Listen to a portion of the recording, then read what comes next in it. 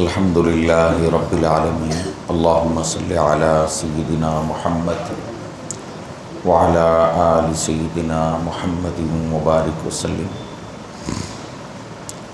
اللہم صلی علی سیدنا محمد وعلی آل سیدنا محمد مبارک وسلم اللہم صلی علی سیدنا محمد وعلی آل سیدنا محمد مبارک وسلم قال اللہ تبارک و تعالی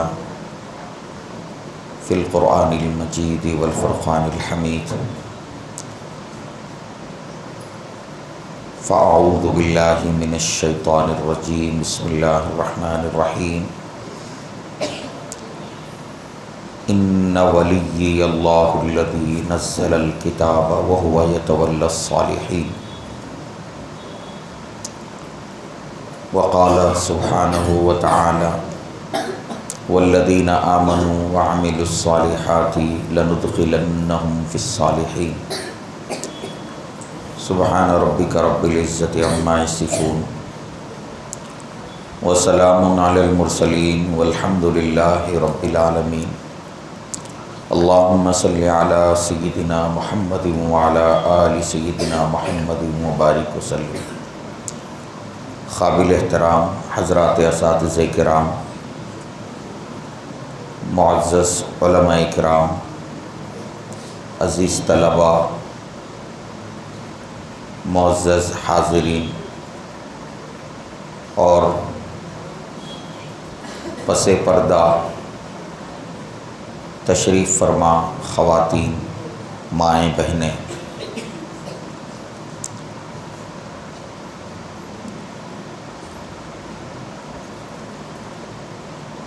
آج ایک ایسے موضوع کی طرف آپ حضرات کی توجہ مبذول کرانا ہے جس کی ضرورت ہم میں سے ہر ایک کو ہے۔ وہ طلباء کی بھی ضرورت ہے، اساتذہ کی بھی ضرورت ہے، عوام الناس کی بھی ضرورت ہے، مردوں کی بھی ضرورت ہے اور خواتین کی بھی ضرورت ہے، اور یہ ہمارے مسائل کا حل بھی ہے، یہ ہماری مشکلات کا علاج بھی ہے۔ ہماری مائیں بہنیں بہت ساری مشکلات اور پریشانیوں میں رہتی ہیں، اور مشکلات اور پریشانیوں میں ہماری مائیں بہنیں باباؤں کے پاس، عاملوں کے پاس اور پیشہ ور قسم کے روحانی علاج کرنے کا دعویٰ کرنے والوں کے پاس آیا جایا کرتی ہیں۔ وہاں ان کا وقت بھی برباد ہوتا ہے اور پیسے بھی برباد ہوتے ہیں۔ یہ مضمون ہم سب کے لیے،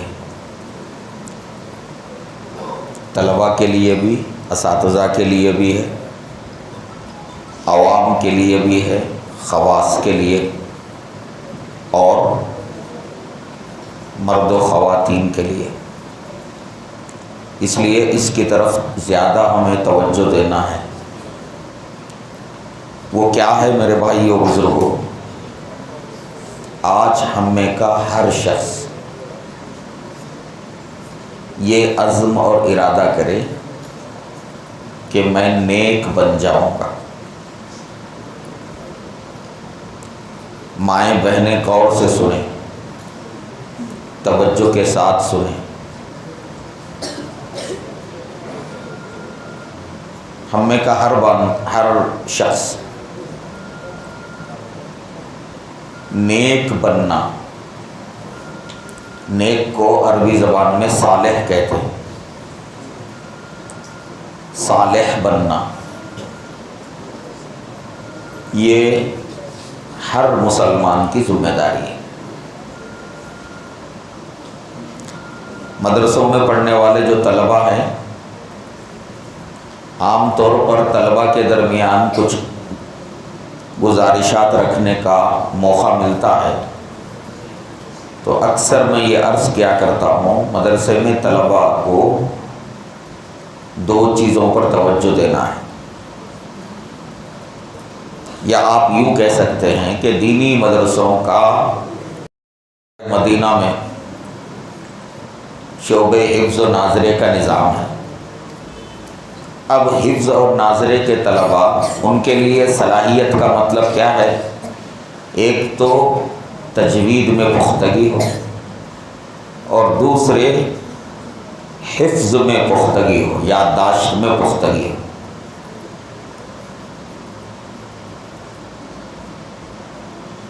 طالب علم حفظ کر رہا ہے تو جید حافظ بنے، اس کو بولیں گے کہ بھائی یہ طالب علم باصلاحیت ہے۔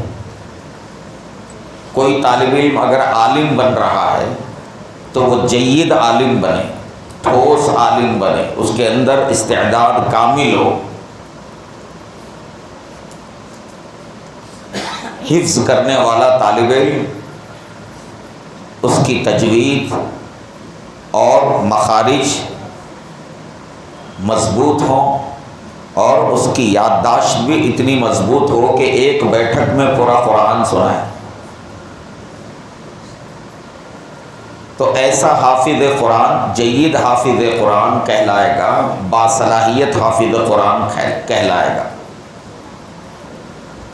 تو ہر مدرسے کے اندر طلباء کو باصلاحیت بنانے کی فکر کی جاتی ہے، طلباء میں صلاحیت پیدا کرنے کی کوشش کی جاتی ہے، یہ ایک کام ہے۔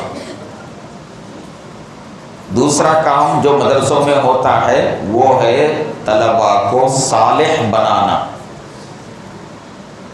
صلاحیت جیسے ضروری ہے، اسی طرح سے طلباء کے اندر صالحیت کا آنا بھی ضروری ہے۔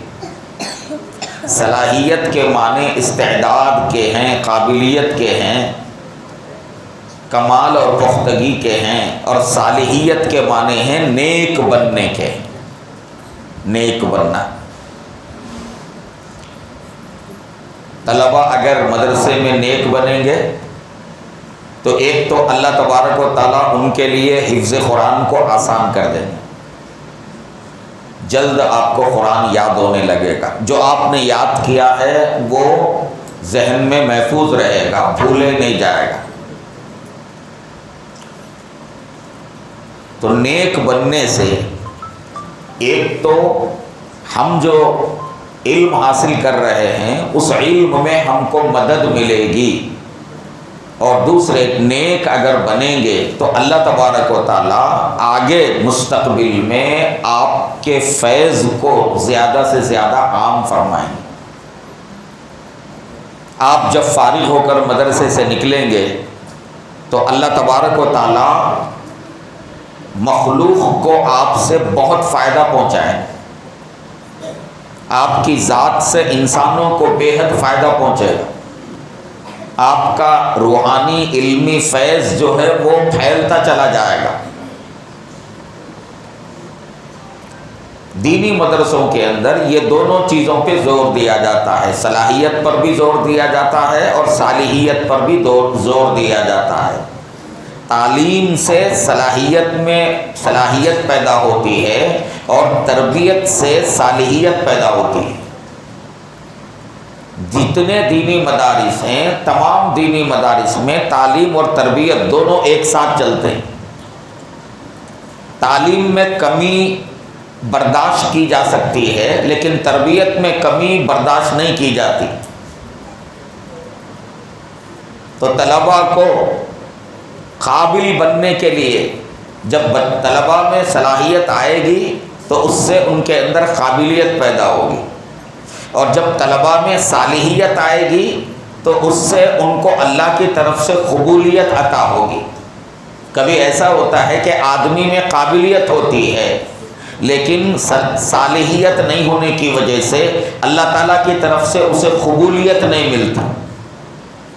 ایسے لوگ باوجود قابل ہونے کے مدرسوں سے نکلنے کے بعد گوشے گمنامی میں چلے جاتے ہیں، کوئی ان کا پرسان حال نہیں رہتا، ان سے کوئی جو ہے فائدہ نہیں حاصل کرتا۔ تو اس لیے عزیز طلباء کو یہ جو مدرسے کا جو نظام ہے نا، دارالاقامہ کا یہ جو نظام ہے، یہ آپ کے صالح بننے میں بہت مددگار ہے۔ مدرسے کے جتنے قوانین ہیں، سارے قوانین آپ کی تربیت کے لیے، آپ کو نیک بنانے کے لیے، اساتذہ کا آپ کو ٹوکنا، ڈانٹنا اور بار بار جو ہے آپ کو توجہ دلانا، یہ آپ کو نیک بنانے کے لیے، آپ کو نیک بنانے کے لیے۔ اور یہ نیک بننا علماء اور اساتذہ کے لیے بھی ضروری ہے اور عوام الناس کے لیے بھی ضروری ہے۔ اگر ہم نیک بنیں گے تو اللہ تبارک و تعالیٰ کی طرف سے ہمیں اتنا کچھ ملے گا، اتنا کچھ ملے گا دنیا میں بھی اور آخرت میں بھی، کہ جس کا ہم جو ہے تصور بھی نہیں کر سکتے۔ ہماری مائیں بہنیں جو اپنی مشکلات میں، اپنی پریشانیوں میں، چاہے مشکلات بچیوں کے نکاح کا مسئلہ ہو، چاہے جو ہے شوہر کی طرف سے پیش آنے والی جو ہے دشواریوں کا معاملہ ہو، چاہے جو ہے گھر کے اندر برکت نہ ہونے کا مسئلہ ہو، پریشانیاں بے شمار ہیں۔ جتنی پریشانیاں ہیں، ہر پریشانی کا جو حل ہے وہ کسی اور کے پاس نہیں ہے، ہر پریشانی کا حل خود ہمارے پاس ہے، اور وہ یہ ہے کہ ہم صالح اور نیک بنیں۔ صالح اور نیک بنیں گے، اللہ ہماری ہر پریشانی دور کریں گے۔ اللہ تبارک و تعالیٰ نے، میں نے شروع میں 2 آیتیں تلاوت کی ہیں، ان میں سے ایک آیت میں اللہ تبارک و تعالیٰ فرما رہے ہیں وَهُوَ يَتَوَلَّى الصَّالِحِينَ، فرما رہے ہیں کہ اللہ تعالیٰ نیک بندوں کی سرپرستی فرماتے ہیں۔ یہ نیکی پر ملنے والا سب سے پہلا انعام ہے اللہ تعالیٰ کی طرف سے۔ اگر ہم نیک بنیں گے تو ہماری سرپرستی اللہ تبارک و تعالیٰ فرمائیں گے۔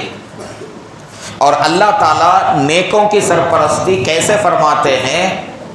قرآن میں، احادیث شریفہ میں اور اللہ والوں کے واقعات میں اس کے بے شمار نمونے۔ جیسے جو ہے نا، باپ جو ہے بیٹے کا سرپرست ہوتا ہے، تو بیٹے کی تمام ضروریات باپ پوری کرتا ہے۔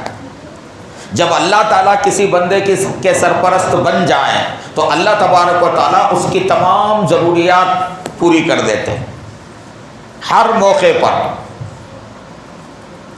حضرت مریم علیہ السلام وہ حضرت زکریہ علیہ السلام کی کفالت میں تھی اور بیت المقدس میں ہمیشہ عبادت میں مصروف رہتی تھی۔ زکریہ علیہ السلام ایک مرتبہ سفر پر چلے گئے اور واپس لوٹنے میں ان کو تاخیر ہوئی، اور وہ پریشان ہوئے کہ پتہ نہیں میرے لوٹنے میں تاخیر ہو رہی ہے، مریم کے کھانے پینے کا کیا ہوا ہوگا۔ پریشانی کے عالم میں جو ہے نا، جب واپس آئے اور حضرت بی بی مریم کے کمرے میں داخل ہوئے تو دیکھ کر حیرت ہوئی کہ ان کے کمرے میں جو ہے نا بے موسم کے پھل ہیں۔ تو حضرت زکریہ علیہ السلام نے فرمایا انا لکی ھذا، اے مریم یہ بے موسم کے پھل جو ہے وہ کہاں سے آئے تمہارے پاس؟ قالت ہوا من عند اللہ، فرمانے لگی یہ اللہ تعالیٰ کی طرف سے۔ بی بی مریم اللہ کی نیک بندیوں میں تھیں۔ ہماری مائیں بہنیں سنیں، اللہ کی نیک بندیوں میں تھی بی بی مریم، تو ان کا حال کیا ہوا؟ جب ان کے کفیل حضرت زکریا علیہ السلام چلے گئے اور کوئی ان کے کھانے کا انتظام جو ہے کرنے والا نہیں رہا، تو وہاں اللہ تبارک و تعالیٰ نے غیب سے بے موسم کے پھل اللہ نے ان کے پاس پہنچا دیے۔ تو اس سے کیا معلوم ہوتا ہے کہ اللہ تبارک و تعالیٰ اپنے نیک بندوں کی سرپرستی فرماتے ہیں۔ اللہ تعالیٰ اپنے نیک بندوں کے مسائل کو اللہ تبارک و تعالیٰ خود سے جو ہے حل فرماتے ہیں۔ اب حضرت ابراہیم علیہ السلام کو اللہ نے حکم دیا کہ اپنی بیوی سارہ کو لے کر تم جو ہے نا، اپنی بیوی ہاجرہ کو لے کر تم کیا کرو، ملک شام سے نکل کر مکے میں آؤ۔ مکے کی وادی میں، اس زمانے میں مکہ بالکل بنجر اور دور دور تک جو ہے پتھریلی زمین، پہاڑی علاقہ تھا۔ حکم ہوا کہ اپنی بیوی اور اپنے شیرخوار بچے کو لا کر وہاں چھوڑو۔ تو حضرت ابراہیم علیہ السلام نے اللہ کے حکم پر لا کر وہاں چھوڑا اور چلے گئے۔ بیوی نے پوچھا کہاں جا رہے ہو؟ حضرت ابراہیم نے بتا دیا کہ اللہ کا یہی حکم ہے۔ تو بیوی کہنے لگی اگر اللہ نے آپ کو حکم دیا ہے تو جائیے، اللہ ہمیں ضائع نہیں کرے گا۔ تو اللہ تبارک و تعالیٰ نے بی بی ہاجرہ علیہ السلام اور ان کے شیرخوار بچے کی سرپرستی کیسے فرمائی؟ جب جو ہے نا پانی ختم ہو گیا، کھانا ختم ہو گیا اور حضرت ہاجرہ پریشان ہوئی اور صفا مروہ پہاڑی پر دوڑنے لگی، دیکھنے لگی کہ بھئی کہیں کوئی نظر آئے، کہیں سے پانی مل جائے۔ تو آخر کار کیا ہوا؟ اللہ تبارک و تعالیٰ نے اس وادی میں جہاں دور دور تک پانی کا نام و نشان نہیں ہوتا تھا، کہیں کوئی ہریالی نہیں، سرسبزی نہیں، شادابی نہیں، اللہ تبارک و تعالیٰ نے وہاں جہاں بچے کو انہوں نے بٹھایا تھا، وہاں سے اللہ تعالیٰ نے کیا کیا؟ پانی کے چشمے کو جاری کیا۔ اور وہ پانی کا چشمہ جو اللہ نے اس بیوی کے لیے، اس خاتون کے لیے اور اس کے بیٹے کے لیے جاری کیا تھا، وہ پانی کا چشمہ آج تک جو ہے جاری ہے۔ اور دنیا بھر کے لوگ، دنیا کے سارے ملکوں کے لوگ حج اور عمرے کے موقع پر وہاں آتے ہیں اور اس پانی کو استعمال کرتے ہیں۔ اب تک وہ سلسلہ جاری ہے۔ یہ اللہ تعالیٰ کا معاملہ ہے اپنے نیک بندوں اور اپنی نیک بندیوں کے ساتھ۔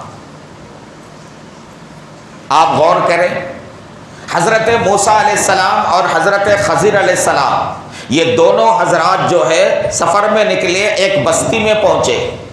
بستی کے اندر جو ہے نا بستی والوں سے کھانا طلب کیا، بستی والوں نے ایک مہمانی کرنے سے انکار کر دیا۔ اور پھر جب جانے لگے تو بستی میں ایک دیوار گر رہی تھی، بالکل بوسیدہ ہو گئی تھی، گرنے کے قریب تھی۔ حضرت خضر نے اس دیوار کو اچھی طرح سے تعمیر کر کے کھڑا کر دیا۔ حضرت موسیٰ علیہ السلام فرمانے لگے کہ بستی والوں نے ہمیں کھانا بھی نہیں دیا اور آپ نے جو ہے بغیر معاوضے کے دیوار تعمیر کر دی، کم سے کم آپ معاوضہ لے لیتے۔ تو تب حضرت خضر علیہ السلام نے کیا فرمایا؟ اصل میں یہ جو دیوار ہے، اس دیوار کی بنیاد میں 2 یتیم بچوں کا خزانہ ہے۔ 2 یتیم بچوں کا خزانہ یہ دیوار کے جو ہے نا بنیاد میں ہے۔ اور یہ دیوار چونکہ گر رہی تھی، کہیں ایسا نہ ہو کہ دیوار گر جائے اور وہ خزانہ نظر آنے لگے اور لوگ اس خزانے پر قبضہ کر لیں اور وہ یتیم بچے محروم ہو جائیں۔ تو اللہ نے میرے دل میں بات ڈالی کہ ان دونوں یتیم بچوں کے خزانوں کی حفاظت کے لیے دیوار کو کیا کرو؟ دیوار کو تعمیر کرو۔ پھر کیا فرمایا؟ اللہ نے ان 2 یتیم بچوں کے خزانے کی حفاظت کا ایسا انتظام کیوں کیا؟ قرآن میں ہے وَكَانَ أَبُوهُمَا صَالِحًا، ایسا اس لیے کیا کہ ان 2 یتیم بچوں کا جو باپ تھا انتقال کر گیا، ان کا باپ جو ہے صالح تھا، نیک تھا۔ اللہ تعالیٰ نیکوں کی سرپرستی کیسے کر رہے ہیں؟ صرف اپنے نیک بندوں ہی کی سرپرستی نہیں کرتے، بلکہ ان کے متعلقین کی بھی سرپرستی ہو رہی ہے۔ یہ یتیم بچے، باپ نیک تھا، اللہ نے یتیم بچوں کے خزانے کی حفاظت فرمائی۔ آج اگر ماں باپ اگر نیک بنیں گے نا تو اس سے کیا ہوگا؟ ان کی اولاد کا بھی بھلا ہوگا۔ ماں باپ اگر نیک بنیں گے تو اللہ ان کو جو عطا کرے گا وہ تو عطا کرے گا ہی، دنیا میں بھی عطا کرے گا، آخرت میں بھی عطا کرے گا، لیکن اس کا فائدہ ان کے اولاد کو بھی ہوگا۔ آج میرے بھائیوں اور ہماری مائیں بہنیں، ہم میں سے ہر بندہ کیا چاہتا ہے؟ میری اولاد کا بھلا ہو۔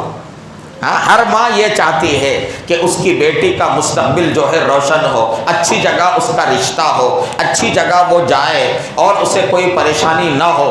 ہم میں کا ہر بندہ اپنی اولاد کے تعلق سے نیک تمنائیں رکھتا ہے اور ان کے اچھے مستقبل کی امید رکھتا ہے، لیکن اس کے لیے راستہ کیا اختیار کیا جا رہا ہے؟ اللہ اور اللہ کے نبی نے جو راستہ بتایا ہے وہ راستہ ہم اختیار کریں گے تو ہماری اولاد کا بھلا ہوگا۔ یعنی ہم اگر نیک بنیں گے تو اس کا فائدہ ہماری اولاد کو بھی ملے گا۔ اللہ تعالیٰ ہماری نیکی کی وجہ سے ہماری اولاد کی جو ہے نا بھلائی فرمائیں گے، ان کو دین و دنیا میں کامیابی اور سرفرازی عطا فرمائیں گے۔ اسی طرح سے آپ غور کیجئے،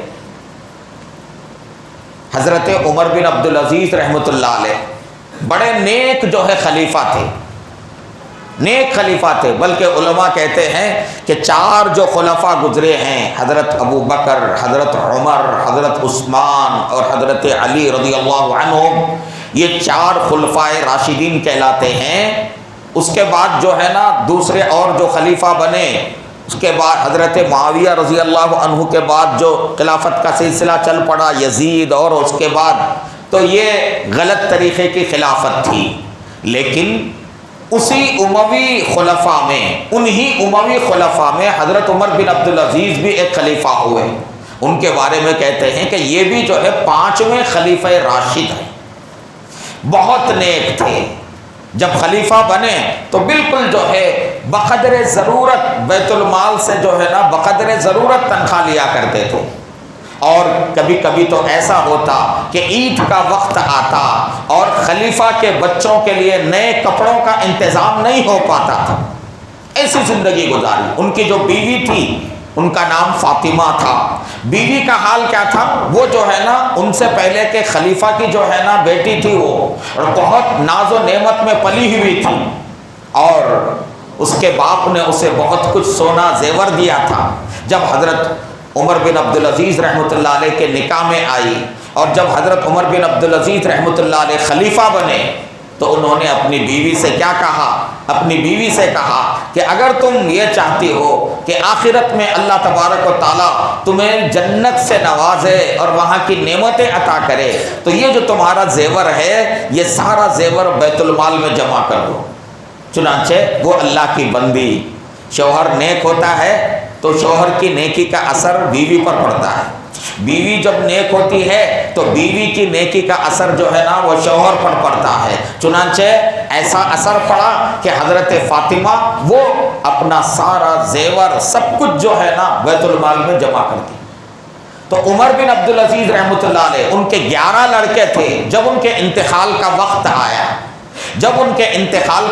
آیا تو ان کے ایک دوست ان کے پاس آئے اور وہ کہنے لگے کہ عمر تم نے اپنے لڑکوں کے ساتھ بہت برا کیا، دیکھو پرانے تم سے پہلے کے جو خلیفہ گزرے ہیں آج ان کی اولاد جو ہے نا اس کے پاس اتنی جائیداد ہے، اتنی دولت ہے، وہ موج مستی کر رہے ہیں، لیکن تم نے اپنے 11 لڑکوں کے لیے کچھ نہیں چھوڑا، نہ کوئی جائیداد ہے، نہ کوئی دولت ہے اور نہ کوئی پراپرٹی ہے، کچھ نہیں ہے، تم نے جو ہے اپنے بچوں کے ساتھ کچھ اچھا نہیں کیا۔ تو اس موقع پر حضرت عمر بن عبدالعزیز رحمۃ اللہ علیہ نے کیا فرمایا؟ اپنے دوست سے فرمایا کہ بھائی دیکھو، اگر میں نے اپنی اولاد کو نیک بنایا ہے تو نیکوں کا اللہ سرپرست ہوگا اور اللہ تعالیٰ اپنے نیک بندوں کو ضائع نہیں کرے گا اور اللہ تعالیٰ خوب نوازے گا۔ اور اگر میں نے اپنی اولاد کو نیک نہیں بنایا ہے، میری اولاد اگر نیک نہیں ہے بلکہ بری ہے، تو میں بری اولاد کو ان کے لیے کچھ رکھنا نہیں چاہتا، اس لیے کہ وہ کیا کریں گے؟ برائی میں خرچ کریں گے، اس کا وبال جو ہے مجھ کو ہوگا۔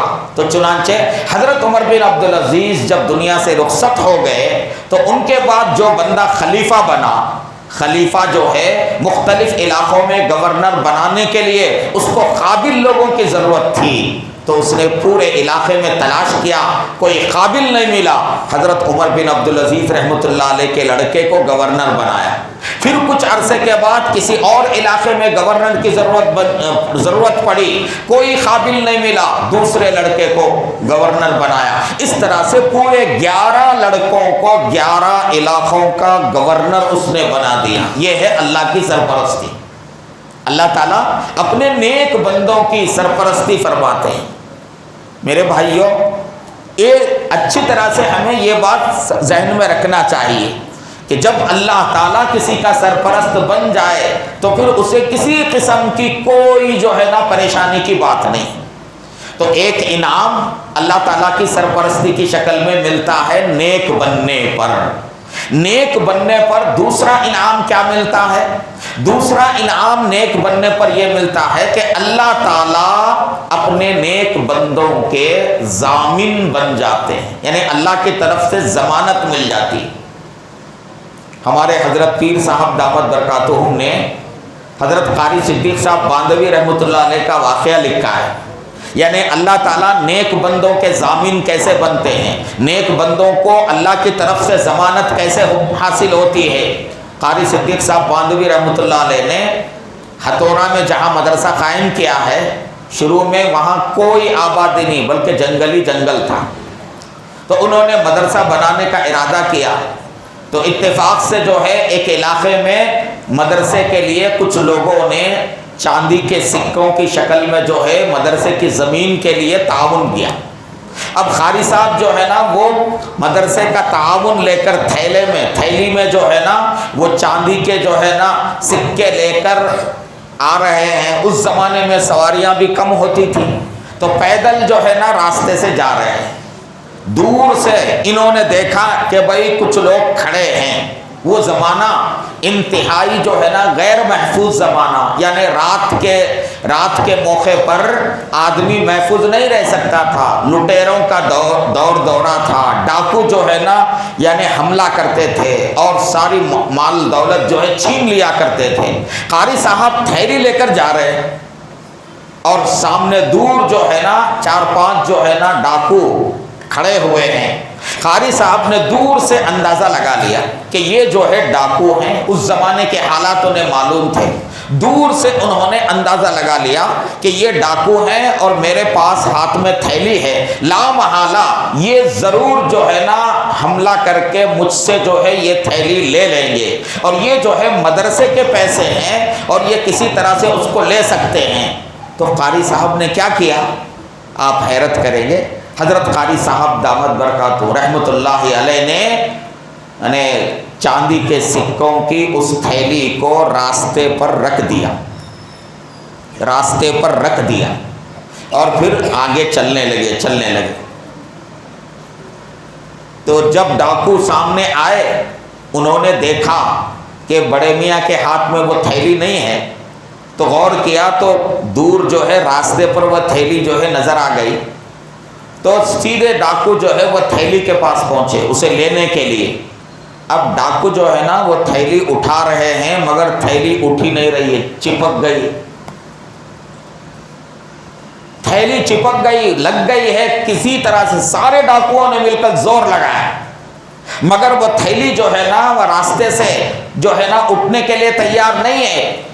تو ڈاکو سمجھ گئے کہ بھائی یہ کوئی اللہ والا بندہ ہے، کوئی معمولی بندہ نہیں ہے۔ چنانچہ فوراً قاری صاحب کے پاس دوڑے پہنچے اور ان سے معلوم کیا کہ آخر کیا معاملہ ہے۔ تو قاری صاحب نے بتایا کہ بھائی دیکھو، میں یہ تھیلی لے کر آ رہا تھا، یہ مدرسے کی زمین کے لیے اللہ کے کام کے یہ پیسے ہیں، میں لے کر آ رہا تھا اور میں نے تم کو دور سے دیکھا اور مجھے اندازہ ہوا کہ تم لوگ جو ہے نا مجھ سے یہ چھین لیں گے، اور یہ پیسے میرے نہیں ہیں، یہ اللہ کی زمین کے ہیں۔ تو اس لیے میرے دل میں خیال آیا کہ میں اللہ کے ان پیسوں کی حفاظت کی میں طاقت نہیں رکھتا، اس لیے میں نے وہاں راستے پر وہ تھیلی رکھ کر اللہ کی ضمانت میں نے دے دیا، اے اللہ یہ تیرے کام کے، تیرے جو ہے مدرسے کے دین کے کام کے یہ پیسے ہیں، تو ہی جو ہے اس کی حفاظت فرما۔ تو ڈاکوؤں نے توبہ کیا، معافی چاہی، اور پھر اس طرح سے اللہ تبارک و تعالیٰ نے ان پیسوں کی جو ہے حفاظت فرمائی۔ تو میرے بھائیو بزرگوں، اللہ تعالیٰ کا نظام ہے، نیک بنیں گے تو اللہ تعالیٰ کی ضمانت آدمی کو ملے گی، نیک بنیں گے تو اللہ تبارک و تعالیٰ کی ضمانت جو ہے وہ آدمی کو ملے گی۔ اسی طرح سے اللہ کا ایک اور انعام ہے، نیک بنیں گے تو اللہ تعالیٰ کی وکالت بھی ہمیں حاصل ہو جائے گی۔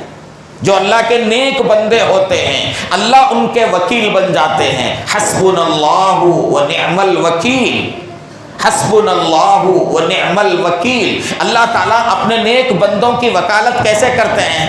ہمارے نبی صلی اللہ علیہ وآلہ وسلم کے بارے میں، ہمارے نبی صلی اللہ علیہ وسلم کو کفار مکہ، مشرکین مکہ کہتے تھے آپ کیا ہیں؟ آپ مجنون ہیں، آپ پاگل ہیں، نعوذ باللہ۔ اللہ نے کیسے وکالت فرمائی؟ اللہ نے قرآن کی آیت نازل کی، فرمایا نون والقلم وما یسطرون ما انت بنعمت ربک بمجنون۔ اے نبی صلی اللہ علیہ وسلم، یہ لوگ آپ کو پاگل کہہ رہے ہیں، آپ پر اللہ کا بہت بڑا احسان ہے، آپ پاگل نہیں ہیں، آپ جو ہے بالکل پریشان نہ ہو۔ اللہ تعالیٰ کی طرف سے وکالت ہو رہی ہے، اللہ تعالیٰ کی طرف سے وکالت ہو رہی ہے۔ صحابہ کرام کو، حضرات صحابہ کرام کو منافقین بے وقوف کہتے تھے۔ جب منافقوں سے کہا جاتا کہ بھئی جیسے صحابہ ایمان لائے ہیں ویسے تم بھی ایمان لاؤ، تو منافقوں نے کیا کہا تھا؟ انؤمن کما آمن السفہاء، جیسے یہ بے وقوف ایمان لائے ہیں کیا ہم بھی ایمان لائیں؟ تو ان منافقوں نے صحابہ کو بے وقوف کہا، تو اللہ نے صحابہ کی طرف سے وکالت فرمائی، الا انہم هم السفہاء ولکن لا یعلمون۔ سن لو، بے وقوف یہ میرے صحابہ نہیں ہیں، یہ جو محمد صلی اللہ علیہ وسلم پر ایمان لائے ہیں، بے وقوف یہی منافق ہیں کہ ان کو جو ہے نا سمجھ نہیں آ رہا ہے کہ حق کیا ہے، باطل کیا ہے، صحیح کیا ہے، غلط کیا ہے۔ تو میرے معزز بھائیوں بزرگوں، جو بندہ نیک بنتا ہے اللہ تبارک و تعالیٰ اس کے جو ہے وکیل بن جاتے ہیں، اللہ تبارک و تعالیٰ کی طرف سے اس کے لیے وکالت ہونے لگتی ہے۔ اس طرح سے اللہ تعالیٰ اس کی ہر طرح سے جو ہے نا وکالت فرماتے ہیں۔ اسی طرح سے نیک بننے پر اللہ تعالیٰ کی طرف سے ایک اور انعام ہے، نیک بننے پر اللہ تبارک و تعالیٰ کی طرف سے اور ایک انعام کیا ہے؟ نیک بنیں گے تو اللہ تعالیٰ روزی میں برکت عطا فرمائیں گے، رزق میں برکت اللہ تعالیٰ عطا فرمائیں گے۔ یہ تجربے کی چیز ہے، آدمی اگر نیک بنے گا، گھر کے اندر ماں اور باپ نیک بنیں گے، اللہ تعالیٰ ان کے گھر میں برکت عطا کریں گے، اللہ تعالیٰ ان کی روزی میں جو ہے برکت عطا کریں گے۔ قرآن میں خود اللہ نے فرمایا وَلَوْ أَنَّ أَهْلَ الْقُرَىٰ آمَنُوا وَاتَّقَوْا لفتحنا علیہم برکات من السماء والارض۔ اللہ فرماتے ہیں کہ اگر بستی والے ایمان لے آتے اور تقوی اختیار کرتے، یعنی نیک بن جاتے، تو لفتحنا علیہم برکات من السماء والارض، ہم ان کے لیے آسمانوں اور زمینوں سے برکتوں کے دروازے جو ہے کھول دیتے۔ اللہ والوں کو، اللہ کے نیک بندوں کو روزی پہنچانے کے اتنے واقعات ہیں کہ ہم جو ہے اس کا احاطہ نہیں کر سکتے کہ کیسے اللہ تبارک و تعالیٰ، کیسے اللہ تعالیٰ جو ہے بالکل یعنی نا امیدی کی حالت میں اللہ تعالیٰ نے روزی پہنچائی، اور جو روزی ہے اس میں اللہ تبارک و تعالیٰ نے برکت عطا فرمائی۔ ایک اللہ والے کا قصہ لکھا ہے، ایک اللہ والے، برکت بولے تو لوگوں کو نہیں سمجھ میں آتا آج کل، برکت کسے کہتے ہیں؟ برکت کا مطلب یہ نہیں ہے کہ بھائی آپ کے پاس مال و دولت کے انبار لگ جائیں، آپ کے پاس خوب جو ہے دولت آ جائے، یہ برکت نہیں ہے۔ ایک جو ہے اللہ والے نیک بندہ ہمارے موجودہ دور کا، اس سے جو ہے نا ان کے بیٹے نے پوچھا ابو یہ برکت کیا ہوتی ہے، برکت کیا ہوتی ہے؟ تو اس اللہ کے بندے نے، اس کے باپ نے کہا دیکھو بابا، یہ جو گیزر لگا ہوا ہے گھر میں یہ جو گیزر لگا ہوا ہے نا، اب تمہاری عمر جو ہے 32 سال ہے، تمہارے پیدا ہونے سے پہلے یہ گیزر لگایا گیا تھا، اب تک یہ چل رہا ہے، کوئی اس کے اندر خرابی نہیں آئی۔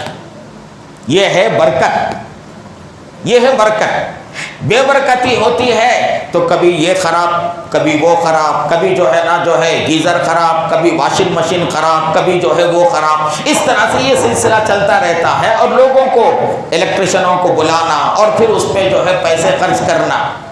تو یہ اللہ کی طرف سے برکت۔ آج حال کیا ہے بہت سارے گھرانوں میں، ایک صاحب ہمارے حضرت پیر صاحب فرماتے ہیں کہ ان کے پاس ایک بندہ آیا، بڑی جو ہے فیکٹری کا، کمپنی کا مینیجر، اور وہ آ کر کیا کہنے لگا، حضرت ماہانہ جو ہے نا میری آمدنی 2-2.5 لاکھ ہے ماہانہ، لیکن حضرت دعا فرمائیے کہ مجھے جو ہے نا یعنی میرے گھر میں برکت ہی نہیں ہے، اتنی آمدنی کے باوجود میری ضرورتیں پوری نہیں ہوتی ہیں، مجھے جو ہے پریشانی کا جو ہے سامنا کرنا پڑتا ہے، یہ ہے بے برکتی۔